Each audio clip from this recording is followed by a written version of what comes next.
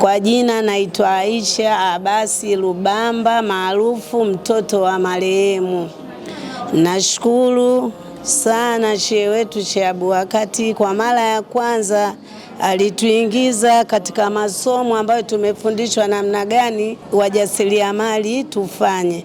Ndani hapo tumefundishwa mengi. Baada ya mwisho wa masomo tukapewa Raki1 ambayo imeniwezesha mimi kupata msingi kama mnavyouona.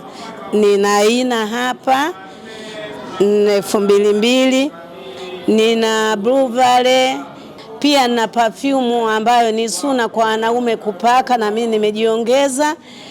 Kwa hiyo nawashukuru sana. Naona kwa hii hapa ndogo nilipata Raki1.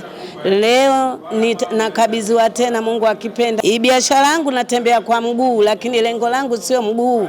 Nitoke kwenye mguu niingie kwenye chombo, na kama ofisi yangu au duka langu nanyosha mwenyewe mimi, naenda kusambaza biashara yangu. Najua kwa Mungu inaweza, na nawashukuru wana Khidmatul Umma kwa huu mfumo mlioweka. Naona hapa mnaniona, mtaniwezesha zaidi. Sina mama, sina baba, yatima mkubwa adeki. Asanteni sana. Nilikuwa na uwezo wa kwenda kuchukua kwenye vikoba au kamuadamu pesa za riba. Sikuweza kwenda kuchukua kwa sababu ninamuogopa Mwenyezi Mungu. Heri kidogo changu nilicho nacho kuliko kikubwa cha haramu.